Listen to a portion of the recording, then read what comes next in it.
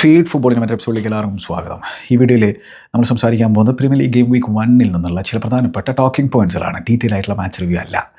അതായത് ഓൾറെഡി ഈ ഗെയിം വീക്കിൽ നിന്ന് 2 മത്സരങ്ങളുടെ ഡീറ്റെയിൽ ആയിട്ടുള്ള മാച്ച് റിവ്യൂ നമ്മൾ ചെയ്തു. അതായത് ഓപ്പണിംഗ് ഡേയിലെ ലിവർപൂളിൻ്റെ മത്സരത്തെക്കുറിച്ചും അതേപോലെ തന്നെ മാഞ്ചസ്റ്റർ യുണൈറ്റഡ് വേഴ്സസ് ആർസണൽ മത്സരത്തെക്കുറിച്ച് നമ്മൾ ഡീറ്റെയിൽ ആയിട്ട് സംസാരിച്ച് കഴിഞ്ഞു. അപ്പോൾ എല്ലാ മത്സരങ്ങളുടെയും ഡീറ്റെയിൽ ആയിട്ടുള്ള റിവ്യൂ ചെയ്യാൻ പറ്റില്ല. അത് പ്രാക്ടിക്കൽ ആയിട്ടുള്ള സംഭവമല്ല, അത് നിങ്ങൾക്ക് തന്നെ മനസ്സിലാക്കാൻ പറ്റുന്ന തരത്തിലുള്ള സംഭവമാണ്. അപ്പോൾ അതുകൊണ്ട് തന്നെ ഈ സീസൺ തുടങ്ങുന്നതിന് മുമ്പ് തന്നെ ഞാനൊരു കാര്യം പറഞ്ഞിട്ടുണ്ടായിരുന്നു. അതായത് ഓരോ ഗെയിം വീക്കിലെയും ഇമ്പോർട്ടൻ്റ് ആയിട്ടുള്ള ടോക്കിംഗ് പോയിൻറ്റ്സുകൾ ഒരു റൗണ്ട് അപ്പ് പോലത്തെ ഒരു പരിപാടിയിൽ നിങ്ങളുടെ മുമ്പിൽ അവതരിപ്പിക്കുക എന്നുള്ളത്. അപ്പോൾ അങ്ങനത്തെ ഒരു പരിപാടിയാണത്. കഴിഞ്ഞ സീസണിലൊന്നും അത് എനിക്ക് ചെയ്യാൻ സാധിച്ചിട്ടുണ്ടായിരുന്നില്ല. അപ്പോൾ എന്തായാലും ആ ഒരു പരിപാടിയിലേക്കാണ് നിങ്ങളെ സ്വാഗതം ചെയ്യുന്നത്.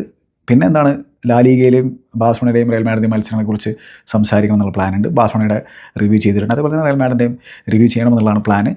അത് എല്ലാ വീക്കിലും സാധിക്കുമോ ഇല്ലയോ എന്നുള്ളത് കണ്ടറിയേണ്ട തരത്തിലുള്ള സംഭവമാണ്. എന്തായാലും പ്രീമിയർ ലീഗിൽ നിന്ന് എല്ലാ ഗെയിം വീക്കിലും മിനിമം 2 മത്സരങ്ങളുടെയെങ്കിലും ഡീറ്റെയിൽ ആയിട്ടുള്ള മാച്ച് റിവ്യൂ ചെയ്യണം എന്ന് തന്നെയാണ് എൻ്റെ ആഗ്രഹം. കാരണം വെച്ചാൽ ആ രീതിയിൽ ബ്ലോക്ക് ബസ്റ്റർ ആയിട്ടുള്ള ഒരു മത്സരം എന്തായാലും എല്ലാ ഗെയിം വീക്കിലും പ്രീമിയർ ലീഗിൽ നിന്ന് ഉണ്ടാകുമെന്നുള്ള കാര്യത്തിൽ സംശയമൊന്നും വേണ്ടല്ലോ. അപ്പോൾ എന്തായാലും നമ്മൾ റൗണ്ട് അപ്പിലേക്ക് കടക്കാം.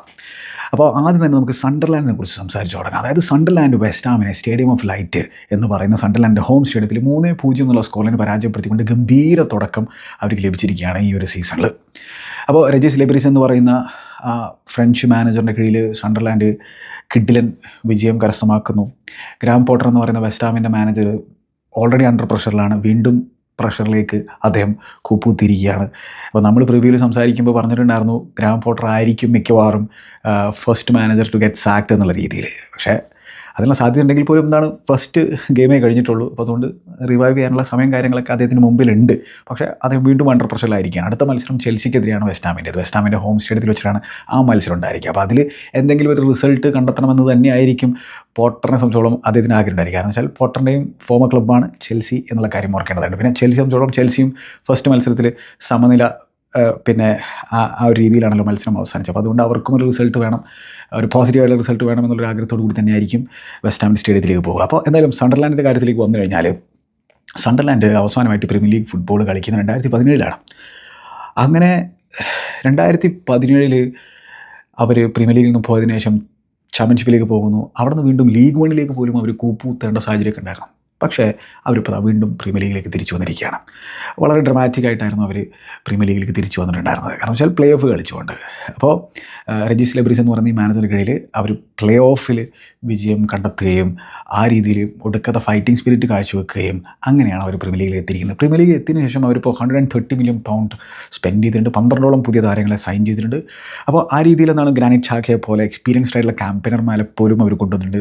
അഡിംഗ്രയെ പോലെ ബ്രൈറ്റിൽ നിന്ന് ഓൾറെഡി പ്രീമിയർ ലീഗ് എക്സ്പീരിയൻസ് ഉള്ള പ്ലെയറിനെ കൊണ്ടുവരുന്നു. പിന്നെ മുക്കിയേലിയനെ PSG എന്ന് കൊണ്ടുവരുന്നു. ആ രീതിയിൽ കുറേ ഇൻട്രസ്റ്റിംഗ് ആയിട്ടുള്ള സൈനിങ്ങുകൾ അവർ നടത്തി എന്നുള്ള കാര്യം ഓർക്കേണ്ടതായിട്ടുണ്ട്. അപ്പോൾ അവരുടെ ഫസ്റ്റ് മത്സരത്തിൽ അവരുടെ പ്ലേ ഓഫിലേക്ക് കളിച്ചിട്ടുണ്ടായിരുന്ന ആകെ 3 പേര് മാത്രമേ ഈ മത്സരത്തിൽ സ്റ്റാർട്ട് ചെയ്തിട്ടുണ്ടായിരുന്നു. ബാക്കി എല്ലാവരും പുതിയ ആളുകളായിരുന്നു. അപ്പോൾ നമ്മൾ മുമ്പ് കണ്ടിരുന്നു, ഇപ്പോൾ QPR ഒക്കെ ഒരുപാട് ചേഞ്ചസ് ഒക്കെ വരുത്തിയിട്ട് വന്നിട്ടുള്ളൊരു സീസൺ നിങ്ങൾക്ക് ഓർമ്മയുണ്ട്. എന്നിട്ട് ആകെ കുടുങ്ങിയിട്ടുണ്ടായിരുന്നു. അവർക്ക് പ്രീമിയർ ലീഗിൽ സർവൈവ് ചെയ്യാൻ സാധിച്ചില്ല. പക്ഷേ ഇവിടെ സണ്ടർലാൻഡിനെ സംബന്ധിച്ചോളം അവരുടെ എയിം പ്രീമിയർ ലീഗിൽ എങ്ങനെയെങ്കിലും സർവൈവ് ചെയ്യുക എന്നുള്ളതാണ്. അപ്പോൾ പുതിയ സൈനികളൊക്കെ വന്നിട്ട് അവരൊക്കെ ജെല്ല് ചെയ്യിപ്പിക്കുക എന്ന് പറഞ്ഞാൽ അത് ബുദ്ധിമുട്ടുള്ള സംഭവമാണ്. പക്ഷേ ഫസ്റ്റ് മത്സരത്തിൽ വളരെ പോസിറ്റീവായിട്ടുള്ള കാര്യങ്ങളാണ് വന്നിട്ടുള്ളത്. മാത്രമല്ല എന്താണ്, സ്റ്റേഡിയം ഓഫ് ലൈറ്റ് എന്ന് പറഞ്ഞാൽ ഇപ്പോൾ ബാർക്ലേസ് പ്രീമിയർ ലീഗിൻ്റെയൊക്കെ ആരാധകരെ സംബന്ധിച്ചോളം, പ്രത്യേകിച്ച് അനോസ്റ്റാൾജിയൊക്കെ പേറിക്കൊണ്ട് നടക്കുന്ന ആളുകളെ സംബന്ധിച്ചോളം സ്റ്റേഡിയം ഓഫ് ലൈറ്റ്, അവിടുത്തെ അറ്റ്മോസ്ഫിയർ, അവിടെ നടക്കുന്ന മത്സരങ്ങളുടെ ആ ഒരു കളറ്, ആ ഒരു രസം, അതൊക്കെ ഓർമ്മയുണ്ടായിരിക്കും എന്നുള്ളതാണ്. അപ്പോൾ ആ രീതിയിൽ കിടിലൻ അറ്റ്മോസ്ഫിയർ അവരുടെ ആരാധകർ ഉണ്ടാക്കിയിട്ടുണ്ടായിരുന്നു.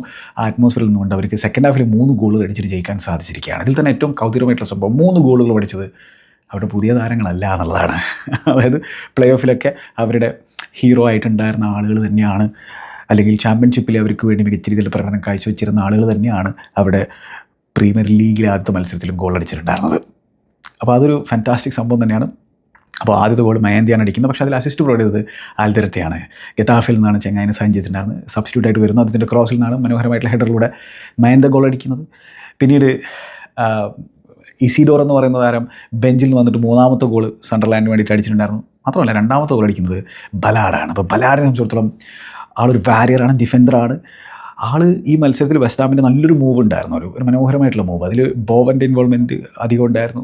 അതേപോലെ തന്നെ ഡ്യൂഫ് എന്ന് പറയുന്ന ചെങ്ങായുടെ ഷോട്ട്, പക്ഷേ ഗോൾ ലൈൻ ക്ലിയറൻസ് നടത്തിയിട്ടുണ്ടായിരുന്നത് ഈ ബലാഡാണ്. അപ്പോൾ ആ ബലാഡ് മനോഹരമായിട്ട് ഹെഡർ ഗോൾ അടിക്കുന്നു. അതോടൊപ്പം തന്നെ ഈ ബലാഡ് തന്നെയായിരുന്നു പ്ലേ ഓഫിൽ ചാമ്പ്യൻഷിപ്പിൻ്റെ സെമി ഫൈനലിൽ നമ്മുടെ ഫ്രാങ്ക് ലംപാർഡിനെ കോവൻട്രിയെ സിങ്ക് ചെയ്തിട്ടുണ്ടായിരുന്നു. അദ്ദേഹത്തിൻ്റെ ഹെഡറിലൂടെയാണ് അവർ ആ മത്സരം വിജയിച്ചിട്ടുണ്ടായിരുന്നത് ഡ്രമാറ്റിക്കായിട്ട്. അപ്പോൾ അത്തരത്തിലുള്ള സംഭവങ്ങളൊക്കെ ചെയ്തിട്ടുള്ള ഒരു വാരിയർ മെൻറ്റാലിറ്റി പൊസിഷൻ ചെയ്യുന്ന ബലാഡ് ഒരു ഫാൻ ഫേവറേറ്റ് ആണ്. ചങ്ങായി ഗോൾ അടിക്കുന്നു. ആ രീതിയിലാണ് ഇപ്പോൾ സണ്ടർലാൻഡ് അവരുടെ പ്രീമിയർ ലീഗിലെ സർവൈവൽ യജ്ഞം ആരംഭിച്ചിരിക്കുന്നത്. അടുത്ത മത്സരം ബേൺലിക്കെതിരെയാണ്. അതും ഇമ്പോർട്ടൻറ്റ് മത്സരമാണ്. ആ രീതിയിൽ അവർക്ക് എന്താണ് 2 വിജയത്തോടുകൂടി തുടങ്ങാൻ സാധിച്ചു കഴിഞ്ഞാൽ അവരുടെ കോൺഫിഡൻസ് അങ്ങോട്ട് പിന്നെ വല്ലാത്ത രീതിയിൽ ഉയർന്നു പോകും. അപ്പോൾ എന്തായാലും കാത്തിരുന്നാണ് എന്ത് സംഭവിക്കുക എന്നുള്ളത്. അപ്പോൾ ഇനി നമ്മൾ ബേൺലിയുടെ കാര്യത്തിലേക്ക് വന്നു കഴിഞ്ഞാൽ ബേൺലി അവർ ന്യൂലി പ്രൊമോട്ടഡ് സൈഡാണ്.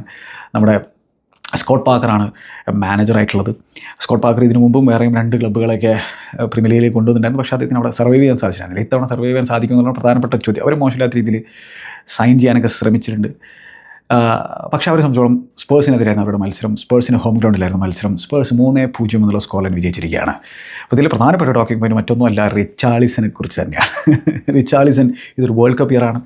അപ്പോൾ കാർലോ അഞ്ചലോട്ടിക്ക് റിച്ചാർലിസനെ നന്നായിട്ട് അറിയുന്നതാണ്. അപ്പോൾ റിച്ചാർലിസനെ സംബന്ധിച്ചോളം എങ്ങനെയെങ്കിലും ബ്രസീലിയൻ ടീമിൽ ഇടം പിടിക്കണം എന്ന് തന്നെയായിരിക്കും. കാരണം കഴിഞ്ഞ ആ ഒരു ക്വാളിഫയർ സമയത്ത് അദ്ദേഹത്തിനെ കാർലോ അഞ്ചലോട്ടി വിളിച്ചിട്ടുണ്ടായിരുന്നല്ലോ ടീമിലേക്ക്. അപ്പോൾ അവിടെ ആ സ്ഥാനം ഉറപ്പിക്കണം എന്നുള്ളതാണ് അദ്ദേഹത്തിൻ്റെ ചിന്ത. അപ്പോൾ ആ രീതിയിൽ റിച്ചാർലിസൺ കൺസിസ്റ്റൻസി ഇല്ലാത്തൊരു പ്ലെയറാണ് നമുക്ക് എല്ലാവർക്കും വരുന്നതാണ്. പക്ഷേ സീസൺ തുടങ്ങിയിരിക്കുന്നത് ഗംഭീര രീതിയിലാണ്. കാരണം വെച്ചാൽ അദ്ദേഹം അടിച്ചിട്ടുള്ള 2 ഗോളുകളിൽ രണ്ടാമത്തെ ഗോളെന്ന് കാണേണ്ട ഗോൾ തന്നെയാണ്. അതായത് കഴിഞ്ഞ വേൾഡ് കപ്പിൽ ചങ്ങായി അടിച്ചിട്ടുള്ളൊരു ഗോളില്ലേ, ആ രീതിയിലൊരു ആക്രബാറ്റിക് സ്ട്രൈക്കാണ്. അതായത് goal of the season consider ആക്കാൻ പറ്റുന്ന തരത്തിലുള്ളൊരു ഗോളാണ് ചങ്ങായി അടിച്ചിട്ടുള്ളത്. അതിന് പ്രൊവൈഡർ മറ്റാരുമല്ല, കുഡൂസാണ്. കുഡൂസ് ഒരു ഗ്രേറ്റ് സൈനിങ് ആണ്.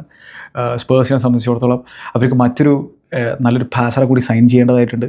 അവർ എബരിച്ചിയസെ അതുകൊണ്ടാണ് നോക്കുന്നത്. മിക്കവാറും സൈൻ ചെയ്യുമെന്നുള്ള തരത്തിലുള്ള വാർത്തയാണ് കേൾക്കുന്നത്. അങ്ങനെയാണെങ്കിൽ അത് സ്പേഴ്സിനെ സംബന്ധിച്ചോളം ഗുണമേ ചെയ്യുള്ളൂ. കാരണം എബരിച്ചിയസെ ഒരു ഫാന്റാസ്റ്റിക് ഫുട്ബോളറാണ്, ക്രിയേറ്റീവ് ഫുട്ബോളറാണ്. അപ്പോൾ കുഡൂസ് റൈറ്റ് സൈഡിലാണ് കളിച്ചിട്ടുണ്ടായിരുന്നത്. കമ്മ്യൂണിറ്റി ഷീൽഡ് എന്ന് പറഞ്ഞത് UEFA സൂപ്പർ കപ്പിൽ സ്പേഴ്സ് ഒരു 3 at the back സിസ്റ്റത്തോട് കൂടിയിട്ടാണല്ലോ PSG-ക്കെതിരെ കളിച്ചിട്ടുണ്ടായിരുന്നത്.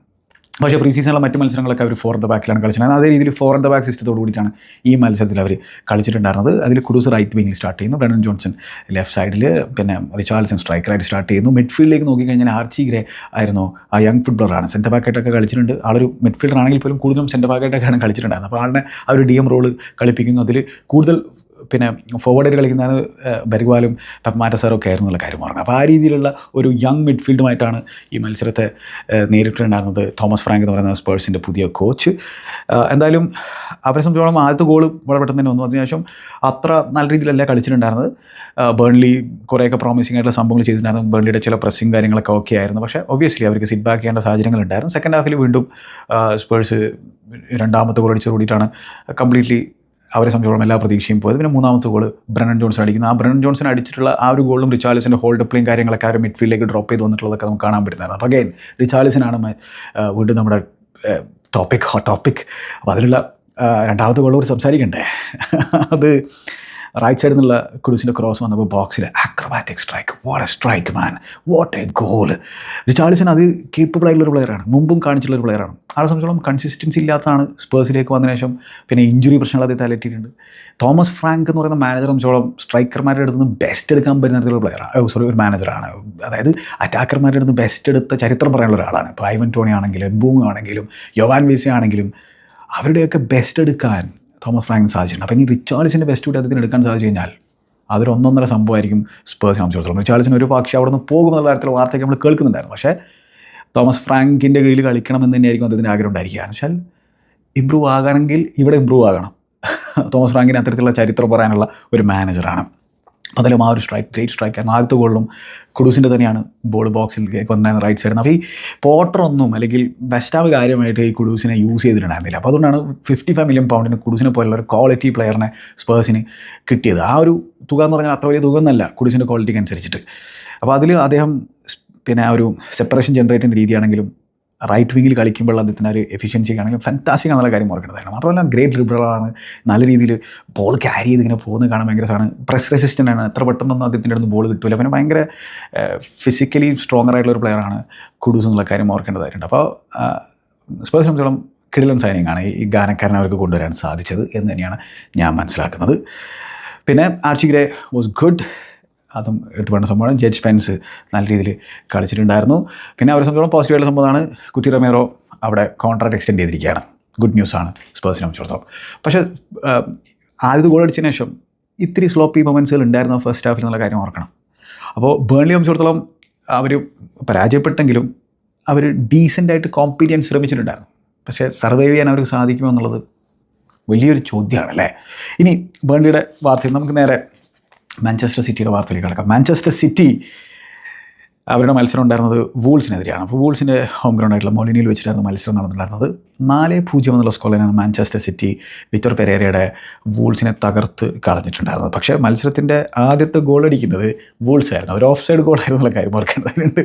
അപ്പോൾ അങ്ങനെ ഈ മാൻ സിറ്റിയുടെ ഡിഫൻസിനെ ടെസ്റ്റ് ചെയ്തിട്ടാണ് തുടങ്ങിയിട്ടുണ്ടായിരുന്നത് വൂൾസ്. പിന്നെ ട്രാഫോർഡാണ് കീപ്പറായിട്ടുണ്ടായിരുന്നത്. സിറ്റിയെ സംബന്ധിച്ചിടത്തോളം ഗ്വാർഡിയോളൊന്നും ഉണ്ടായിരുന്നില്ല, ഇഞ്ചുറിയും കാര്യങ്ങളാണ്. അപ്പോൾ ഗ്വാർഡിയോളൊന്നും ഡിഫൻസിൽ ഉണ്ടായിരുന്നില്ല എന്നുള്ള കാര്യം ഓർക്കണം. പക്ഷേ സ്റ്റോൺസും പിന്നെ റുബൻ ഡിയാസ് ആ ഒരു കോമ്പിനേഷനാണ് ഡിഫൻസിൽ സ്റ്റാർട്ട് ചെയ്തിട്ടുണ്ടായിരുന്നത്. അപ്പോൾ ഇതിൽ തന്നെ റിക്കോ ലൂയിസ് റൈറ്റ് ബാക്കായിട്ട് സ്റ്റാർട്ട് ചെയ്യുന്നു. മിഡ്ഫീൽഡിൽ ടിയാനി റേഞ്ചേഴ്സ് സ്റ്റാർട്ട് ചെയ്തിട്ടുണ്ടായിരുന്നു നിക്കോ ഗോൺസാലസിനോടൊപ്പം. പിന്നെന്താണ് ഏർലിംഗ് ഹാലൻഡ് ഒബ്വിയസ്ലി സ്റ്റാർട്ട് ചെയ്തിട്ടുണ്ടായിരുന്നു. ഓസ്കാർ ബോബിൻ്റെ ആ ഒരു റൈറ്റ് വിങ്ങിലെ നല്ല പെർഫോമൻസ് നമ്മൾ കണ്ടു. ലെഫ്റ്റ് വിങ്ങിൽ സ്റ്റാർട്ട് ചെയ്തത് ജെറമി ഡോക്കുവാണ്. അതോടൊപ്പം തന്നെ ബെർണാഡോ സിൽവ ആ ഒരു ലെഫ്റ്റ് സൈഡ് റൈറ്റ് ആയിട്ടൊക്കെ കളിച്ചിട്ടുണ്ടായിരുന്നു. അപ്പോൾ സിൽവയാണ് മാൻ സിറ്റിയുടെ പുതിയ ക്യാപ്റ്റൻ എന്നുള്ള കാര്യം കൂടി ഓർക്കേണ്ടതായിട്ടുണ്ട്. എയ്റ്റ് നൂരി ലെഫ്റ്റ് ബാക്കായിട്ട് കളിക്കുന്നു. അപ്പോൾ ആ രീതിയിലാണ് മാൻ സിറ്റി ലൈനപ്പ് ചെയ്തിട്ടുണ്ടായിരുന്നത്. അപ്പോൾ വൂൾസിനെ സംബന്ധിച്ചോളം മാറ്റിയാസ് കുഞ്ഞ എന്ന് പറഞ്ഞാൽ അവരെ സംബന്ധിച്ചോളം അവരുടെ ഒരു മെയിൻ മാനായിരുന്നു. പുള്ളിക്കാരനെ നഷ്ടപ്പെട്ടിരിക്കുകയാണ്. ലാർസൻ സ്ട്രൈക്കറായിട്ട് കളിക്കുന്നുണ്ട്. ലാർസനെ സംബന്ധിച്ചോളം ഇപ്പോൾ ന്യൂകാസിലിൻ്റെ ടാർഗറ്റാണെന്നൊക്കെ പറഞ്ഞ് കേൾക്കുന്നുണ്ട്. അതേപോലെ തന്നെ അവരുടെ പുതിയ സൈനിങ് ആയിട്ടുള്ള അപ്പോൾ അരിയാസ് ഉണ്ടല്ലോ, കൊളംബിയക്കാരൻ, പുള്ളിക്കാരൻ സ്റ്റാർട്ട് ചെയ്തിട്ടുണ്ടായിരുന്നില്ല ഈ മത്സരത്തിൽ. പക്ഷേ ബ്രസീലിയനായിട്ടുള്ള ആന്ദ്രയും ജോ ഗോമസും ഒക്കെ മിഡ്ഫീൽഡ് സ്റ്റാർട്ട് ചെയ്തിട്ടുണ്ടായിരുന്നു. അവർ ആ ഒരു 3 at the back സിസ്റ്റത്തോട് കൂടിയിട്ടൊക്കെയാണ് കളിച്ചിട്ടുണ്ടായിരുന്നത്. മോശമില്ലാത്ത രീതിയിൽ അവർ തുടങ്ങി മത്സരം. പക്ഷേ വൺസ് മാൻ സിറ്റി അർദ്ധത്തിലേക്ക് എത്തിയതിനു ശേഷം പിന്നെ അവരെ പിടിച്ചാൽ കിട്ടിയിട്ടില്ല. അർദ്ധത്തിലേക്ക് എത്താനുള്ള കാരണക്കാരൻ അല്ലെങ്കിൽ ആ ഫസ്റ്റ് ഗോൾ അടിക്കാനുള്ള കാരണക്കാരൻ അത് മറ്റാരുമല്ല, ടിയാനി റേഞ്ചേഴ്സാണ്. ടിയാനി റേഞ്ചേഴ്സിൻ്റെ ഗ്രേറ്റ് ഡെബ്യൂ ആണ് നമ്മൾ കണ്ടത്. മൊലിനിയോയിലൊരു ടിയാനി റേഞ്ചേഴ്സ് ഷോ ആണ് നമ്മൾ കണ്ടതെന്ന് പറഞ്ഞാൽ അതിലൊട്ടും അതിശയോക്തി ഇല്ല എന്നുള്ള കാര്യമാണ് ഓർക്കേണ്ടത്. 27-കാരനെ മിലാനിൽ നിന്നുമാണ് മാൻ സിറ്റി സൈൻ ചെയ്തിട്ടുള്ളത്. ഒരു ഗ്രേറ്റ് സൈനിങ് ആയിരിക്കുന്നത് ആ ഒരു സാഹചര്യത്തിൽ നമ്മൾ സംസാരിച്ച സംഭവം തന്നെയാണ്. അപ്പോൾ ആ രീതിയിൽ വളരെ പെട്ടെന്ന് തന്നെ ആ ടീമിലേക്ക് അഡാപ്റ്റ് ചെയ്തിരിക്കുകയാണ്. അത്ര ക്വാളിറ്റി ഉണ്ട്. ഗ്രേറ്റ് ഡ്രിബ്ലറാണ്. ക്രൊക്കേറ്റയും കാര്യങ്ങളൊക്കെയാണ്. ഇനിയസ്റ്റൊക്കെ ചെയ്യുന്ന തരത്തിലുള്ള ഒരു സംഭവമില്ല. അതൊക്കെ ചെയ്തുകൊണ്ടാണ് വൂൾസിൻ്റെ പ്ലേയേഴ്സിൻ്റെ ഇടയിലൂടെ ചങ്ങായി പോയിക്കൊണ്ടൊരു സ്കൂപ്പ് ബോൾ റിക്കോ ലൂയിസിൻ്റെ ആ ഒരു അദ്ദേഹം ഓടിയ ആ ഒരു ദിശയിലേക്ക് അദ്ദേഹം കൊടുത്തിട്ടുണ്ടായിരുന്നു. അതിൻ്റെ ആ വെയിറ്റ്, ഫാൻറ്റാസ്റ്റിക് വെയിറ്റേജ് ആയിരുന്നു ആ ഒരു ബോൾ എന്നുള്ള കാര്യം പറയുന്നത്. പിന്നെ റിക്കോ ലൂയിസിൻ്റെ പാസും ആ ബോക്സിന് റൈറ്റ് സൈഡിൽ നിന്നുള്ള ആ ഒരു പാസ്, പിന്നെ ഏർലിംഗ് ഹാലൻഡ് ഒരു പോച്ചറം പോലെ ഫിനിഷ് ചെയ്യുന്ന അവിടെ, അതാണ് ആദ്യത്തെ ഗോൾ മാൻ സിറ്റി അടിച്ചിട്ടുണ്ടായിരുന്നത്. പക്ഷേ അതോടുകൂടിയിട്ട് പിന്നെ വൂൾസിൻ്റെ താളം തെറ്റി അവിടെ നിന്ന് വളരെ പെട്ടെന്ന് തന്നെ മറ്റൊരു ഗോൾ കൂടി സിറ്റി അടിക്കുകയാണ്. അപ്പോൾ അതിൽ നമ്മുടെ ഈ ടിയാനി റേഞ്ചേഴ്സിൻ്റെ ഗോൾ വരുന്നത് എങ്ങനെയാണെന്ന് വെച്ച് കഴിഞ്ഞാൽ അതിൽ വൂൾസിൻ്റെ മിസ്റ്റേക്ക് ഉണ്ട്. വൂൾസ് ബോൾ ഗിവ് അവേ ചെയ്യുന്ന ഒരു മിഡ്ഫീൽഡ് ഏരിയയിൽ ഓസ്കാർ ബോബാണ് ആദ്യം പിക്ക് ചെയ്യുന്നതിന് ശേഷം നമ്മുടെ ടിയാനി റേഞ്ചേഴ്സ് ആ ഒരു ബോക്സിൻ്റെ ലെഫ്റ്റ് സൈഡിലേക്ക് റൺ നടത്തുന്നതിന് ശേഷം അവിടെ നിന്ന് അത് ഫിനിഷ് ചെയ്യാണ്. ആ ബോൾ റിസീവ് ചെയ്തതിന് ശേഷം ഫാൻറ്റാസ്റ്റിക് ഫിനിഷ്. അപ്പോൾ നമ്മുടെ ഓസ്കാർ ബോബൊക്കെ തിരിച്ചു വന്നിട്ടുള്ളത് ഭയങ്കര പോസിറ്റീവായിട്ടുള്ളൊരു സംഭവമാണ്. കാരണം വെച്ചാൽ ഇപ്പോൾ കഴിഞ്ഞ സീസണിൽ തന്നെ ചങ്ങായി ഷൈൻ ചെയ്ത തരത്തിലുള്ള പ്ലെയർ ആയിരുന്നു. പക്ഷേ ആ ഒരു ലെഗ് ബ്രേക്കർ സംഭവിക്കുന്ന ആ രീതിയിൽ കുറേ നാൾ പുറത്തിരിക്കേണ്ടി വരുന്നു. പക്ഷേ തിരിച്ചു വന്നിരിക്കുകയാണ് ഇപ്പോൾ ചങ്ങായി. കഴിഞ്ഞ സീസണിൽ തന്നെ തിരിച്ചു വന്നു. പക്ഷേ ഇതൊരു ഒരു പുതിയ സൈനിങ് പോലെയാണ് സിറ്റി സംബന്ധിച്ചോളം. ഓസ്കാർ ബോബ് ഫാൻറ്റാസ്റ്റിക് ടാലൻ്റാണ്. ആ റൈറ്റ് വിങ്ങിൽ മനോഹരമായിട്ട് അതിന് ഒരു ഇമ്പാക്റ്റ് ഉണ്ടാക്കാൻ പറ്റുമെന്നാണ് ഞാൻ വിചാരിക്കുന്നത്. അതുപോലെ തന്നെ പെപ്പിനെ സംബന്ധിച്ചിടത്തോളം ആൾക്ക് എന്താണ് തുടർച്ചയായി 2 സീസണുകളിൽ ടൈറ്റിൽ അടിക്കാതിരിക്കുക എന്ന് പറഞ്ഞാൽ ആളുടെ കിളി പോകും. അപ്പോൾ എങ്ങനെയെങ്കിലും ആ ടൈറ്റിൽ അടിക്കുക എന്നുള്ള ലക്ഷ്യത്തോടു കൂടി തന്നെ ആയിരിക്കും ചങ്ങായി കാര്യങ്ങൾ സെറ്റപ്പ് ചെയ്യുന്നുണ്ടായിരിക്കുക. എന്ത് സംഭവിക്കും എന്നുള്ളത് കാത്തിരുന്ന് കാണാം. പക്ഷേ ഡിഫെൻസീവ്ലി ഇപ്പോഴും ചില പ്രശ്നങ്ങൾ ഓഫ് ദ ബോൾ ഉണ്ട് എന്ന് തന്നെയാണ് ഞാൻ മനസ്സിലാക്കുന്നത്. പിന്നെ മാൻ സിറ്റി സംബന്ധിച്ചോളം സെക്കൻഡ് ഹാഫിലാണ് 3ാമത്തെ ഗോൾ അടിക്കുന്നത്. ഏർലിംഗ് ഹാലൻഡാണ്. ഏർലിംഗ് ഹാലൻഡിൻ്റെ ഗ്രേറ്റ് സ്ട്രൈക്ക് നമ്മളവിടെ കാണാണ്. അതിന് വേറെയും ഹെഡഡ് ഓപ്പർച്യൂണിറ്റിയും കാര്യങ്ങളൊക്കെ കിട്ടിയിട്ടുണ്ടെങ്കിൽ അതൊന്നും ഗോളാക്കാൻ പറ്റിയില്ല. പക്ഷേ സ്റ്റിൽ 2 ഗോളുകൾ അടിച്ചിരിക്കുകയാണ് ഏർലിംഗ് ഹാലൻഡ്. പിന്നെ റയാൻ ചേർക്കി ബെഞ്ചിൽ നിന്ന് വരുന്നു. ചേർക്കിയുടെ ക്ലാസ് കാണിക്കുന്നു. ആ ഗോളിലുള്ള അദ്ദേഹത്തിൻ്റെ ആ ഒരു ടച്ചും കാര്യങ്ങളും ലിങ്ക് പ്ലേയും ഒക്കെ ഫാൻറ്റാസ്റ്റിക് ആയിരുന്നതിന് ശേഷം അദ്ദേഹം ഫിനിഷ് ചെയ്യുന്നു. ചേർക്കി ഗ്രേറ്റ് സൈനിങ് ആണ്. ടിയാനി റേഞ്ചേഴ്സ് ഗ്രേറ്റ് സൈനിങ് ആണ്. Eight Noori attacking vice fantastic ആണ്. ഇനി ഡിഫെൻസീവ്ലി ടെസ്റ്റ് ചെയ്യപ്പെടുമ്പോൾ എങ്ങനെയായിരിക്കും എന്നുള്ള കണ്ടിരുന്ന സംഭവമാണ്. അപ്പോൾ ഇതിൽ തന്നെ അണ്ടർ റേറ്റഡ് ആയിട്ടുള്ള മറ്റൊരു പെർഫോമൻസ് കാഴ്ചവെച്ചുള്ള ഒരാളെന്ന് പറഞ്ഞാൽ നിക്കോ ഗോൺസാലസ് ആണ്. Nico Gonzalez was brilliant in that midfield role. അതായത് മിനി റോഡ്രി എന്നുള്ള രീതിയിലൊക്കെയാണ് അവിടേക്ക് വന്നിട്ടുണ്ടായിരുന്നത്. പക്ഷേ കാര്യമായിട്ട് അദ്ദേഹത്തിന് യൂസ് ചെയ്തിട്ടുണ്ടായിരുന്നില്ല പെപ്പ ജനുവരിയിൽ വന്നതിന് ശേഷം. പക്ഷേ ഈ മത്സരത്തിൽ യൂസ് ചെയ്തിരിക്കുകയാണ്. അദ്ദേഹം നല്ല രീതിയിലുള്ള പെർഫോമൻസ് കാഴ്ചവെച്ചിരിക്കുകയാണ്. അപ്പോൾ ആ ഒരു അഷ്യൂരിറ്റിയും കാര്യങ്ങളൊക്കെ ആ ഡിഫൻസിന് കൊടുക്കാൻ നിക്കോ ഗോൺസാലസിന് സാധിച്ചിട്ടുണ്ടായിരുന്നു. പക്ഷേ സ്റ്റിൽ ഫസ്റ്റ് ഹാഫിൽ കുറച്ച് സ്ലോപ്പി ആയിരുന്നു മാൻ സിറ്റി ഡിഫെൻസീവ്ലി എന്നുള്ള കാര്യം ഓർക്കേണ്ടതായിട്ടുണ്ട്. ഇനി ഏർലിംഗ് ഹാലൻഡിനെ കുറിച്ച് എന്താ സംസാരിക്കുക? ഏർലിംഗ് ഹാലൻഡ് ഒരു ബീസ്റ്റാണ്. കഴിഞ്ഞ പ്രീമിയർ ലീഗ് ക്യാമ്പയിനിൽ 22 ഗോളുകൾ ചങ്ങായി അടിച്ചിട്ടുണ്ടായിരുന്നു. പക്ഷേ സ്റ്റിൽ അതൊരു ആവറേജ് സീസൺ എന്നുള്ള രീതിയിലാണ് ലേബൽ ചെയ്യപ്പെടുന്നത്. 22 ഗോളുകൾ. പല സ്ട്രൈക്കർമാരും കൺസിസ്റ്റൻ്റായിട്ട് 20 ഗോളുകൾ അടിക്കുന്നതൊക്കെ എന്ന് പറഞ്ഞാൽ വളരെയധികം ബുദ്ധിമുട്ടുന്ന ഒരു സാഹചര്യമാണുള്ളതല്ലേ. പക്ഷേ ഈ ചങ്ങായി സംബന്ധിച്ചിടത്തോളം 22 ഗോളുകൾ അടിക്കുന്നത് പോലും ആവറേജ് എന്ന രീതിയിലാണ് ലേബൽ ചെയ്യപ്പെടുന്നത്. കാരണം അത്തരത്തിലുള്ള സ്റ്റാൻഡേർഡാണ് ഏർലിംഗ് ഹാലൻഡ് എന്ന് പറഞ്ഞ ബീസ്റ്റ് സെറ്റ് ചെയ്തിട്ടുള്ളത്. അപ്പോൾ 2 ഗോളുകൾ അടിച്ചുകൊണ്ട് തുടങ്ങുന്നു. അതിൽ തന്നെ ആദ്യത്തത് ഒരു പോച്ചോ ഫിനിഷാണ്, മറ്റേതിൻ്റെ ഒരു പവർഫുൾ സ്ട്രൈക്കാണ് നമ്മൾ കണ്ടത്. അപ്പോൾ ഇതിൽ പ്രീമിയർ ലീഗിലേക്ക് വന്നതിന് ശേഷമുള്ള 4th സീസൺ അല്ലേ. 4th സീസണിലെയും മാൻ സിറ്റിയുടെ ആദ്യത്തെ മത്സരത്തിൽ ചെങ്ങായി ഗോൾ അടിച്ചിരിക്കുകയാണ്. ഇതിന് മുമ്പത്തെ 3 തവണയും ഈ ചെങ്ങായി ഇത് ചെയ്തിട്ടുണ്ട്. 4ാം തവണയും ചെങ്ങായി ചെയ്തിരിക്കുകയാണ്. അപ്പോൾ അതാണ് ഏർലിംഗ് ഹാലൻഡ് എന്ന് പറയുന്ന ചെങ്ങായി. എന്നെ സംബന്ധിച്ചിടത്തോളം ആൾ ഒരു രക്ഷയില്ലാത്തൊരു സ്ട്രൈക്കറാണ്. എന്താ പറയുക, ശരിയാണ്.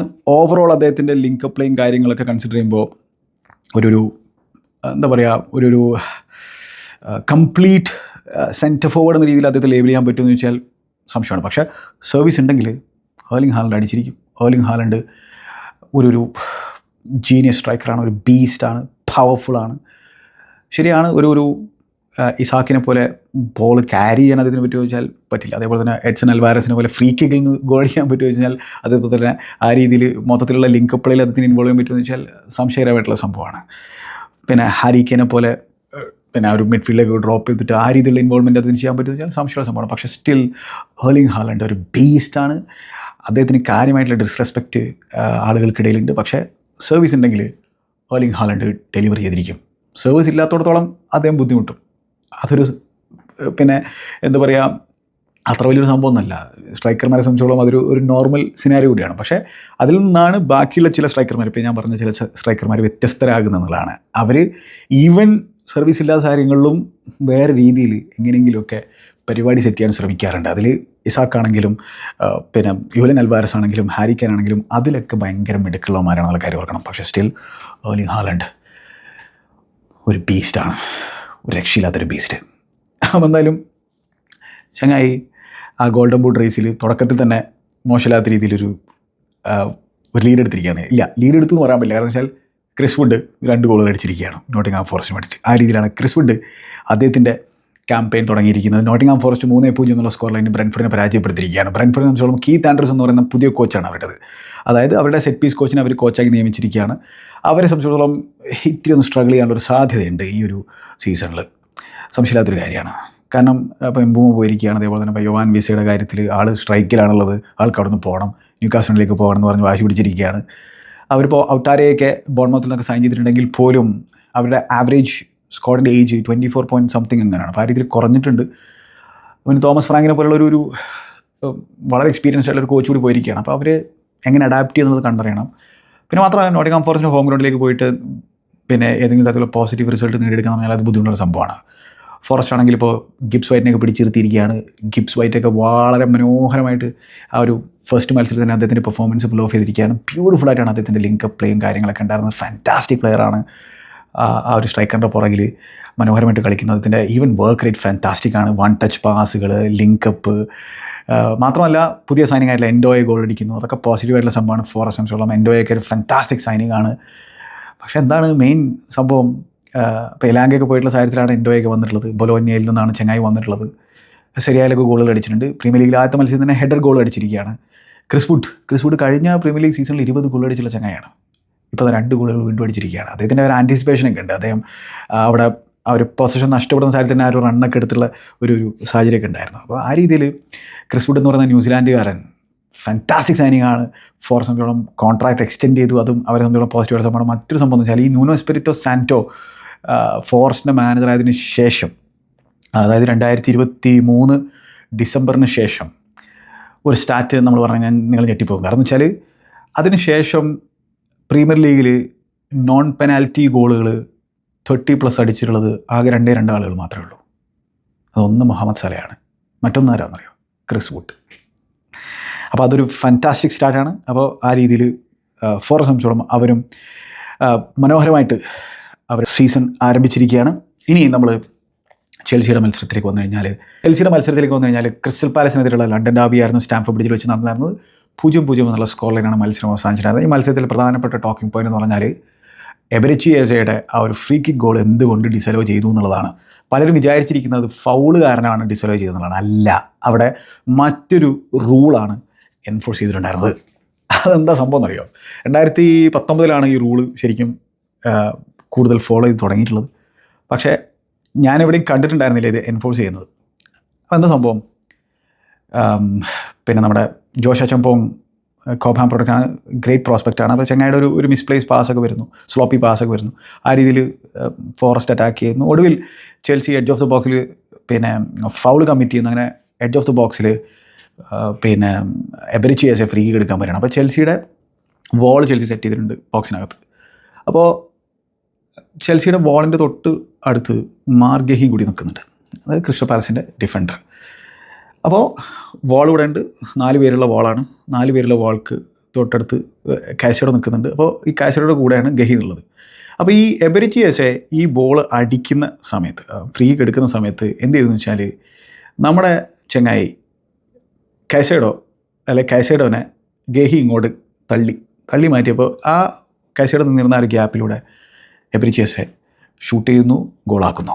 അപ്പോൾ ഇതെന്താണ് ഇവിടുത്തെ പ്രശ്നം എന്നുള്ളതാണ് പ്രധാനപ്പെട്ട ചോദ്യമുള്ളത്. അപ്പോൾ ഇവിടെ റൂൾ എന്താണെന്ന് വെച്ച് കഴിഞ്ഞാൽ ഈ വോൾ 3 അല്ലെങ്കിൽ അതിലധികമോ ആളുകളുമായിട്ട് നിൽക്കുന്ന വോൾ ഉണ്ടായിരിക്കുമല്ലോ ഈ ഡിഫെൻഡ് ചെയ്യുന്ന ടീമിൻ്റെ, ആ വോളിൻ്റെ 1 മീറ്റർ ഡിസ്റ്റൻസിലായിരിക്കണം ഒപ്പോസിഷൻ ടീമിൻ്റെ ആരെങ്കിലും നിൽക്കേണ്ടത് എന്നുള്ളതാണ്. അപ്പോൾ ഈ കിക്ക് എടുക്കുന്ന സാഹചര്യത്തിൽ ഗഹി എന്താണ് കാശഡോയൊക്കെ പുഷ് ചെയ്തിട്ട് ഗഹി കൂടി ഇങ്ങോട്ടേക്ക് വരികയാണല്ലോ. അപ്പോൾ ആ ഒരു വോളും ഗഹിയും തമ്മിലുള്ള ഡിസ്റ്റൻസ് 1 മീറ്ററിൽ കുറവായിരിക്കുകയാണ്. അപ്പോൾ അതുകൊണ്ടാണ് ആ ഗോൾ ഡിസോൾ ചെയ്തത്. ആ ഒരു റൂളാണ് റെഫറി മത്സരത്തിനിടയിലും, അതായത് വാറിൽ പോയി ചെക്ക് ചെയ്തിട്ട് റെഫറി അത് സ്റ്റേഡിയത്തിലേക്ക് അനൗൺസ് ചെയ്തിട്ടുണ്ടായിരുന്നത്. മനസ്സിലായില്ലേ? അപ്പോൾ ഇതിനു മുമ്പ് എൻഫോഴ്സ് ചെയ്യുന്നത് ഞാൻ കണ്ടിട്ടില്ല. എന്തായാലും അവിടെ നമ്മളെ സംബന്ധിച്ചോളം ഭാഗ്യമായിപ്പോയി. അപ്പോൾ നിങ്ങൾ ചോദിക്കും, ചിലരൊക്കെ ഇപ്പോൾ ട്വിറ്ററിലൊക്കെ ചോദിക്കുന്നതാണ്, അപ്പോൾ ചെൽസിയുടെ ഒരു ഗോൾ ഉണ്ടായിരുന്നല്ലോ കഴിഞ്ഞ സീസണിൽ, അതിൽ ഈ വോളിൻ്റെ അടുത്തേക്ക് കുക്കുരേ വന്നിട്ടുണ്ടായിരുന്നല്ലോ, റീസ് ജെയിംസിൻ്റെ ഗോളായിരുന്നല്ലോ. അപ്പോൾ അതെന്തുകൊണ്ട് അലോ ചെയ്തു എന്നുള്ളതാണ്. അപ്പോൾ അതിനുള്ള സംഭവം എന്ന് വെച്ചാൽ അവിടെ കൃത്യമായിട്ടും അങ്ങനെ കുക്കുരയ ആ ഒരു 1 മീറ്റർ ഡിസ്റ്റൻസിലൊന്നല്ല നിൽക്കുന്നത്. കാരണം കൃത്യമായിട്ട് ആ ഗോൾ അല്ലെങ്കിൽ ബോൾ അടിക്കുന്ന സാഹചര്യത്തിൽ, ഫ്രീ കിക്ക് എടുക്കുന്ന സാഹചര്യത്തിൽ കുക്കുരയും വാളിൻ്റെ അടുത്തേക്ക് വരുന്നുണ്ട്. പക്ഷേ ആ കുക്കുരയുടെ ആ ഒരു ഏരിയയിലൂടെ, അല്ലെങ്കിൽ കുക്കുരയെ തള്ളി മാറ്റിയുള്ള ആ ഒരു ഡിസ്റ്റൻസിലൂടെ എല്ലാ ബോൾ പോയിട്ടുണ്ടായിരുന്നത്, ആ ഒരു സ്പേസിലൂടെ എല്ലാ ബോൾ പോയിട്ടുണ്ടായിരുന്നത്. ആ ബോൾ വേറെ ഏരിയയിലൂടെയാണ് പോയിട്ടുണ്ടായിരുന്നത്. അപ്പോൾ അതുകൊണ്ട് ക്ലിയർ ആയിട്ടുള്ള ഡിസ്ട്രാക്ഷനോ സംഭവം നടന്നിട്ടില്ല എന്നുള്ള കാര്യമാണെങ്കിൽ ഈ ഒരു അവസരത്തിൽ പറയാൻ പറ്റും. പക്ഷേ സ്റ്റിൽ ഇത് പുതിയ ഒരു അറിവാണ് എന്നെ സംബന്ധിച്ചിടത്തോളം. നമ്മളെ സംബന്ധിച്ചോളം ഭാഗ്യമായിപ്പോയി. പക്ഷേ ഇതിൻ്റെ കൺസിസ്റ്റൻസി ഉണ്ടാകുമോ എന്നുള്ളതാണ് പ്രധാനപ്പെട്ട ചോദ്യമായിട്ട് ബാക്കി നിൽക്കുന്നത്. ഇത് ഈ രീതിയിൽ കൺസിസ്റ്റൻസി ഉണ്ടാകുമോ എനിക്കൊരു പിടുത്തമില്ല. ഞാൻ മുമ്പും വോളിലൊക്കെ ആളുകൾ ഇങ്ങനെ തിക്കിയിട്ടൊക്കെ നിൽക്കുന്നതൊക്കെ കണ്ടിട്ടുണ്ട് കേട്ടോ. പക്ഷേ ഇങ്ങനെയൊരു റൂളുണ്ട്. എന്തായാലും നമ്മളെ സംബന്ധിച്ചോളം ഭാഗ്യമായി, അത്ര എനിക്ക് പറയാനുള്ളൂ. അത് റൂൾ പ്രകാരം ഗോൾ ഡിസോൾ ചെയ്യണം, വേറെ സംഭവമൊന്നുമില്ല. കാരണം വെച്ചാൽ വൺസ് അഗൈൻ പറയാണ്, ആ വോളിൻ്റെ നേരേക്ക് നീക്കി നിന്നു, അല്ലെങ്കിൽ ഗഹി നീങ്ങി വന്നു. പക്ഷേ അവിടെ ഒരു ഡിസ്റ്റൻസ് 1 മീറ്ററിൻ്റെ ഡിസ്റ്റൻസ് ഉണ്ടാവണം ഈ വാളും ഒപ്പോസിഷൻ പ്ലെയർ തമ്മിൽ. ഈ സൈഡിലുള്ള ഡിസ്റ്റൻസാണ് പറയുന്നത് കേട്ടോ, ആ വിട്ടാണ് പറയുന്നത്. എന്താ എന്തായാലും അങ്ങനെ ഒരു പുതിയ നിയമം കൂടി പഠിച്ചു. അല്ലാതെ ഫൗളിൻ്റെ കാരണമല്ല എന്നുള്ളതാണ് നമ്മൾ മനസ്സിലാക്കേണ്ടതായിട്ടുള്ളത്. അപ്പോൾ കൃത്യമായിട്ട് തള്ളി നീക്കിയിട്ടുള്ള ഏരിയയിലൂടെയാണ് എസെ അടിച്ചിട്ടുണ്ടായിരുന്നത്. എസയെ സംബന്ധിച്ചിടത്തോളം ഒരു ഫെയർവെൽ ഗിഫ്റ്റ് കൊടുക്കാമായിരുന്നു.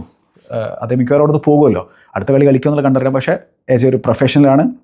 അവിടുന്ന് പോകാൻ നിൽക്കുമ്പോഴും അദ്ദേഹം ക്രിസ്റ്റൽ പാലസിന് വേണ്ടി കളിക്കുന്നു, നല്ല പെർഫോമൻസ് പുൾ ഓഫ് ചെയ്യുന്നു. അപ്പോൾ ഇതിൽ തന്നെ ഇനി എനിക്ക് ഒലിവർ ഗ്ലാസ്നർ എന്ന് പറയുന്ന മാനേജറിനെ കുറിച്ചാണ് സംസാരിക്കാനുള്ളത്. അപ്പോൾ ഒലിവർ ഗ്ലാസ്നർ അവസാനത്തെ 10 മത്സരങ്ങളിൽ അൺബീറ്റഡാണ്. ഞാൻ വീണ്ടും പറയുകയാണ്, ഞാൻ മുമ്പ് പറഞ്ഞിട്ടുള്ള സംഭവമാണ്, ഒരു ചാമ്പ്യൻസ് ലീഗ് ക്വാളിറ്റിയുള്ള മാനേജറാണ് ഒലിവർ ഗ്ലാസ്നർ. പാലസ് സംബന്ധിച്ചുള്ള അവരുടെ ഭാഗ്യമാണ് ചെങ്ങായി അവരെ മാനേജ് ചെയ്യുന്നത്. അവരുടെ ചരിത്ര പുസ്തകത്തിൽ ഇടം പിടിച്ചിരിക്കുകയാണല്ലോ ചെങ്ങായി. ഏറ്റവും സക്സസ്ഫുൾ ആയിട്ടുള്ള മാനേജർ എന്ന ഖ്യാതി അദ്ദേഹത്തിന് നേടിയെടുക്കാൻ സാഹചര്യം. കാരണം FA കപ്പ് കിരീടവും ഇപ്പോൾ കമ്മ്യൂണിറ്റി ഷീൽഡ് അവർക്ക് സ്വന്തമാക്കി കൊടുത്തിരിക്കുകയാണ്. അപ്പോൾ അവസാനത്തെ 10 മത്സരങ്ങൾ അൺബീറ്റഡ്. അതിൽ ഏതൊക്കെയാണ് മത്സരങ്ങളുള്ളത്? ഒബ്വിയസ്ലി കമ്മ്യൂണിറ്റി ഷീൽഡ് വിക്ടറി, ലിവർപൂളിനെതിരെ FA കപ്പ് ഫൈനലിൽ ഉള്ള വിക്ടറി, മാഞ്ചസ്റ്റർ സിറ്റിക്കെതിരെ, അതേപോലെ തന്നെ അവർ ആസ്നലിനെതിരെ എവേ മത്സരത്തിൽ അൺബീറ്റനാണ്. അതേപോലെ തന്നെ സ്പേഴ്സിനെതിരെ എവേ വിക്ടറി അവർക്ക് കരസ്ഥമാക്കാൻ സാധിച്ചിട്ടുണ്ടായിരുന്നു.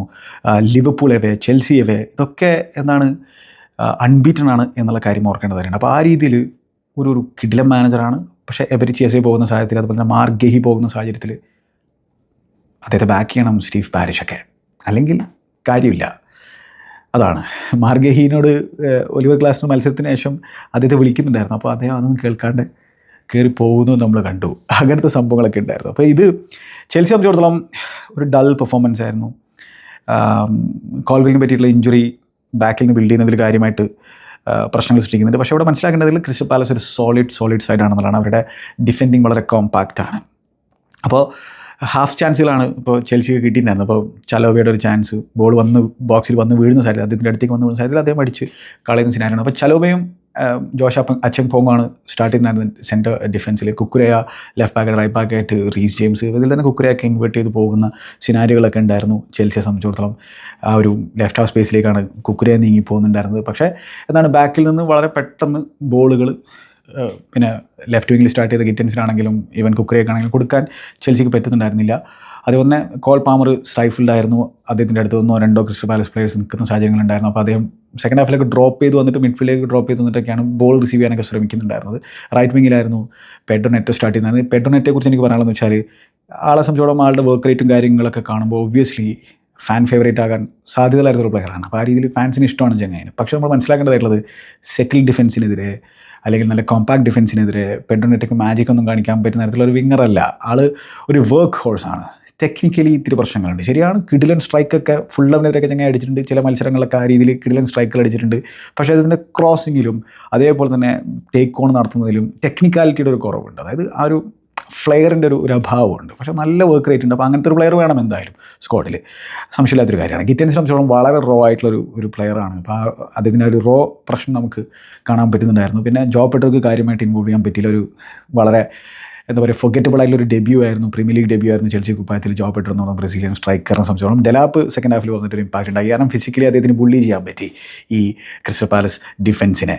അങ്ങനെ ബുള്ളി ചെയ്തിട്ടൊരു അവസരം അദ്ദേഹം സൃഷ്ടിച്ചിട്ടുണ്ടായിരുന്നു. ഒരു പിന്നെ ബോൾ അദ്ദേഹത്തിലേക്ക് വരുമ്പോൾ ബോക്സിൽ അദ്ദേഹം അത് അറ്റംപ്റ്റ് നടത്തി, പക്ഷേ നേരെ കീപ്പറിൻ്റെ കയ്യിലേക്കാണ് പോയിട്ടുണ്ടായിരുന്നത്. അപ്പോൾ അതേപോലെ തന്നെ ചെൽസി സംബന്ധിച്ചോളം സെക്കൻഡ് ഹാഫിൽ കാര്യങ്ങൾ കുറച്ചൊന്ന് ലൈവ്ലി ആയത് അവിടെ പുതിയ സൈനിങ് ആയിട്ടുള്ള എസ്താവ് വില്യൻ വന്നപ്പോഴാണ്. അപ്പോൾ എസ്താവ് വില്യൻ റൈറ്റിലേക്ക് വന്നപ്പോൾ എന്താ സംഭവിച്ചത്, ഗിറ്റൻസിനെ പിൻവലിക്കുന്നു, നെറ്റോ ലെഫ്റ്റിലേക്ക് നീങ്ങുന്നു. എസ്താവ് വില്യൻ അദ്ദേഹത്തിന് ഫസ്റ്റ് സംഭവം തന്നെ ടേക്ക് ഓൺ നടത്തുന്നതാണ്. അത് ഡയറക്റ്റ് അപ്രോച്ചാണ്. ആ രീതിയിലുള്ള ഡയറക്റ്റ്നെസ് കാണുമ്പോൾ ഭയങ്കര സന്തോഷമാണ്. മാത്രമല്ല ഫാൻസൊക്കെ അങ്ങോട്ട് ഉഷാറായി. അദ്ദേഹത്തിൻ്റെ ഒരു ഫസ്റ്റ് ടേക്ക് ഓൺ എനിക്ക് തോന്നുന്നു ഗഹീനയാണ് മറികടന്ന് പോയിട്ടുണ്ടായിരുന്നിട്ട് ഒരു ക്രോസ് കൊടുത്തപ്പോൾ പെഡ്രോ നെറ്റോയിലേക്കാണ് എത്തിയിട്ടുണ്ടായിരുന്നത്. അത്ര എന്താ പറയുക, പെഡ്രോ നെറ്റോ അത്ര ഹൈറ്റുള്ള ചങ്ങായില്ലല്ലോ. അപ്പോൾ അതുകൊണ്ട് കാര്യമായിട്ടൊന്നും ചെയ്യാൻ പറ്റില്ല. പക്ഷേ അവിടെ ഫാൻസും ലൈവ്ലി ആയി. അതേപോലെ തന്നെ ആളുടെ ഒരു കോൺഫിഡൻസ് ഒക്കെ നല്ലതാണ്, ഡയറക്റ്റ്നെസ് ഒക്കെ ഉണ്ട്. പക്ഷെ എന്താണ് അഗെയിൻ ആൾക്കും ഈ ഒരു ലീഗിലേക്ക് അഡാപ്റ്റ് ചെയ്യാൻ ഇത്തിരി സമയം എടുക്കുമായിരിക്കണം. പക്ഷെ എന്താണ് എസ്താവ് വന്ന് കൂടിയിട്ട് പാമറിന് കുറച്ചുകൂടെ സ്പേസ് കിട്ടി തുടങ്ങി എന്നുള്ളതാണ്. കാരണം എസ്താവിലേക്ക് കുറച്ച് പ്ലേയേഴ്സ് അട്രാക്ട് ചെയ്ത് പോകുമ്പോൾ പാമറിന് കുറച്ച് ഫ്രീ സ്പേസ് കിട്ടുന്നത്. അതുപോലെ കാഴ്ച ഓർക്കേണ്ടതായിട്ടുള്ളത് കാര്യമായിട്ടുള്ള പ്രീ സീസൺ ഒന്നും ഈ ടീമിന് ഉണ്ടായിട്ടില്ല. കാഴ്ചയുടെ സ്റ്റിൽ ഡീസൻ്റ് ആയിരുന്നു കേട്ടോ. പക്ഷേ മറ്റേറ്റൊക്കെ ചില സാഹചര്യങ്ങൾ അദ്ദേഹത്തിന് ബുള്ളി ചെയ്തിട്ടുണ്ടായിരുന്നു. പക്ഷേ മറ്റേറ്റ ഇത്ര വലിയൊരു ബിഗ് സ്ട്രൈക്കർ, ഒരു ഫാന്റാസ്റ്റിക് സ്ട്രൈക്കറാണ്, ഒരു പവർഫുൾ മനുഷ്യനാണ്. ആളിനെയൊക്കെ ചെൽസി മോശമില്ലാത്ത രീതിയിൽ ഡിഫെൻഡ് ചെയ്തു. ജോഷിനെ സംബന്ധിച്ചോളം, അച്ചപ്പോങ്ങിനെ സംബന്ധിച്ചിടത്തോളം എന്താണ് 1-2 സ്ലോപ്പി മൊമെൻറ്റ്സ് ഉണ്ടായിരുന്നു എന്നല്ലാതെ ഡീസൻ്റായിട്ട് ഡിഫെൻഡ് ചെയ്തിട്ടുണ്ട്. ചലവ് ഡീസൻ്റായിട്ട് ഡിഫെൻഡ് ചെയ്തിട്ടുണ്ട്. അപ്പോൾ ശരിയാണ്, ഈ ബാക്കിൽ നിന്ന് ബിൽഡ് ചെയ്യുന്നതിൽ ഇത്തിരി പ്രശ്നങ്ങളുണ്ടെങ്കിൽ അപ്പോൾ അതിന് ഡിഫറെൻറ്റ് സൊല്യൂഷൻ കണ്ടെത്തേണ്ട ഒരു കോച്ച് എന്ന രീതിയിൽ. അപ്പോൾ അതിനാണിപ്പോൾ എൻജോയ് പോലെയുള്ള നല്ല പാസർമാരെ ഡീപ്പായിട്ട് യൂസ് ചെയ്യേണ്ടത്. ആ രീതിയിൽ ഡീപ്പായിട്ട് യൂസ് ചെയ്തിട്ടുണ്ടായിരുന്നില്ല ഈ ഒരു മത്സരത്തിൽ. അത് സെയിം ശൈലി തന്നെ യൂസ് ചെയ്തിരിക്കുന്നു. അത് കോൾവിൽ നിന്ന് എന്താണോ വേണ്ടത് ആ രീതിയിൽ തന്നെ ഇവരൊന്നും എക്സ്പെക്ട് ചെയ്തു, അത് അങ്ങോട്ട് കിട്ടിയില്ല, അത് വേറെ കാര്യം. അപ്പോൾ അതിനെന്ത് സൊല്യൂഷൻ മരസ്ക കണ്ടെത്തുന്നത് കണ്ടേണ്ട ഒരു സംഭവമാണ്. കാരണം അങ്ങനത്തെ സിറ്റുവേഷനിലാണ് ഓൾട്ടർനേറ്റീവുകൾ നോക്കേണ്ടത്. മറ്റൊരു ഡിഫൻഡറിനെ കൊണ്ടുവരണം എന്നുള്ള വാദമാണ് ഇപ്പോൾ ഉന്നയിച്ചുകൊണ്ടിരിക്കുന്നത്. പക്ഷേ എന്താണ് ചെൽസി സംബന്ധിച്ചോളം ഓൾറെഡി ബുക്സിൽ 8 ഡിഫൻഡർമാരുണ്ട്. ഈവൻ ഡിസാസിയുടെയും ആൻസൽമീനിയുടെ ഒക്കെ പേര് നമ്മൾ കൺസിഡർ ചെയ്യുമ്പോൾ. പക്ഷേ അതിൽ ചിലരൊക്കെ ഇഞ്ചേർഡാണ്, ചിലരൊന്നും ഈ ഒരു പ്രൊഫൈലിന് അനുയോജ്യരല്ല എന്നുള്ളതാണ് മാനേജറിൻ്റെ വാദമുള്ളത്. പക്ഷേ എന്താണ് കോച്ച് ചെയ്യാൻ പറ്റുകയാണെങ്കിൽ കോച്ച് ചെയ്യുക, അല്ലെങ്കിൽ ഒബ്വിയസ്ലി മറ്റൊരു ഡിഫൻഡറിനെ സൈൻ ചെയ്യുക, എന്ത് ചെയ്യുക എന്നുള്ളത് കണ്ടറിയണം. അതേപോലെ തന്നെ എന്താണ് അങ്ങനെ മിഡ്ഫീൽഡർമാരെ ഡിഫൻസിൽ നിന്ന് ബോൾ റിസീവ് ചെയ്തിട്ട് അവിടെ നിന്ന് ബിൽഡ് ചെയ്യിപ്പിക്കുന്ന രീതിയിൽ മിഡ്ഫീൽഡർമാരെ യൂസ് ചെയ്തുകൊണ്ട് എന്നുള്ളതാണ് ഈ പിന്നെ കുക്കുരയൊക്കെ ഇൻവേർട്ട് ചെയ്ത് പോകുന്നതിന് പകരം. എന്തായാലും മരസ്ക ഒരു സൊല്യൂഷൻ കണ്ടെത്തുന്നതിനാണ് വിചാരിക്കുന്നത്. വെസ്റ്റ് ഹാമിനെതിരെയുള്ള മത്സരം വളരെ ഇമ്പോർട്ടൻ്റ് ആയിട്ടുള്ള ഒരു മത്സരമായിരിക്കും എന്നുള്ളത് തന്നെയാണ് ഞാൻ മനസ്സിലാക്കുന്നത്. പക്ഷേ എന്തായാലും ഫസ്റ്റ് ഗെയിമാണ്, കാര്യമായിട്ടുള്ള പ്രീ സീസൺ ഒന്നും ഉണ്ടായില്ല. അപ്പോൾ അതുകൊണ്ട് അതിൻ്റെ ആ ഒരു ബെനിഫിറ്റ് ഓഫ് ഡൗട്ട് നമുക്ക് കൊടുക്കാം. പിന്നെ മലസ്കൈപ്പും ടീമിനെന്നുള്ളതാണ് ഞാൻ മനസ്സിലാക്കുന്നത്. പിന്നെന്താ, ക്രിസ്റ്റൽ പാലസ് നന്നായിട്ട് കളിച്ചു. ക്രിസ്റ്റൽ പാലസിന് ചാൻസ് കിട്ടിയിട്ടുണ്ടായിരുന്നു. ആൻഡ്രേ സാൻറ്റോസ് ലാസ്റ്റ് വന്നിട്ട് ചെങ്ങായിക്കൊരു ചാൻസ് കിട്ടിയിട്ടുണ്ടായിരുന്നു, ഗെയിം വിൻ ചെയ്യാനൊരു അവസരം ഉണ്ടായിരുന്നു. പക്ഷേ ആകാശത്തേക്ക് അടിച്ചു കളഞ്ഞു. എസ്താവക്കും ഒരു ചാൻസ് കിട്ടിയിട്ടുണ്ടായിരുന്നു, അതും അദ്ദേഹവും ആകാശത്തേക്ക് അടിച്ചു കളഞ്ഞു. ഒരു കമ്പോഷൻ രണ്ടുപേരും കാഴ്ചവെച്ചില്ല, ആൻഡ്രേ സാൻറ്റോസ് ആണെങ്കിലും നമ്മുടെ എസ്താവ് ആണെങ്കിലും. പക്ഷേ എസ്താവൊക്കെ ലൈവ്ലി വയറായിരുന്നു എന്നുള്ള കാര്യം ഓർക്കേണ്ടതായിട്ടുണ്ട്. മത്സരം മൊത്തത്തിലൊരു ഡള്ള് മത്സരമായിരുന്നു. കാര്യമായിട്ട് എന്താ പറയുക, എസ്താവ് വരുന്നവരെ കാര്യമായിട്ടൊരു എൻ്റർടൈൻമെൻറ്റ് ഫാക്ടറൊന്നും ഉണ്ടായിരുന്നില്ല. പിന്നെ ആകെ മനസ്സിനൊരു സുഖം കിട്ടിയത്, പക്ഷേ ഒബ്വിയസ്ലി അതോടൊപ്പം ഒരു ഇത്തിരി സങ്കടമായത് ആ ചങ്ങാനെ കണ്ടപ്പോഴാണ്. നമ്മുടെ ഈഡൻ ഹസാർഡ് ഉണ്ടായിരുന്നു അവിടെ, പുള്ളീനെ കണ്ടു. 34 വയസ്സേ ഇപ്പോഴുള്ളൂ എന്നുള്ള കാര്യം ഓർക്കേണ്ടതായിട്ടുണ്ട്. പക്ഷേ എന്താ ചെയ്യുക, നേരത്തെ തന്നെ കളി നിർത്തേണ്ടി വന്നു. അപ്പോൾ പുള്ളിക്കാരനെ കണ്ടതാണ് ആ മൊമെൻറ്റിൽ എന്നെ സംബന്ധിച്ചിടത്തോളം ഒരു ഹൈലൈറ്റ് സാധനം എന്നാണ് എനിക്ക് പറയാനുള്ളത്. പിന്നെ റൊമാരിയോ ഒക്കെ ഉണ്ടായിരുന്നു അവിടെ കളിക്കാനായിട്ട്. അപ്പോൾ റൊമാരിയോയുടെ മുമ്പിൽ എസ്താവിലിന് ഗോളടിക്കാനൊരു അവസരം ഉണ്ടായിരുന്നു, ഒരു ബ്രസീലിയൻ ലെജൻഡിൻ്റെ മുമ്പിൽ. പക്ഷേ സാധിച്ചില്ല. 0-0 ആണ്. പക്ഷെ എന്താണ്, സീസൺ തുടങ്ങിയിട്ടേ ഉള്ളൂ. അതുകൊണ്ട് ഒബ്വിയസ്ലി പോയിൻറ്റ്സ് ഡ്രോപ്ഡാണ് ഹോമിൽ. പക്ഷേ ക്രിസ്റ്റൽ പാലസ് ഒരു സോളിഡ് സൈഡാണ്, അതും കൂടി നമ്മൾ മനസ്സിലാക്കേണ്ടതായിട്ടുണ്ട്.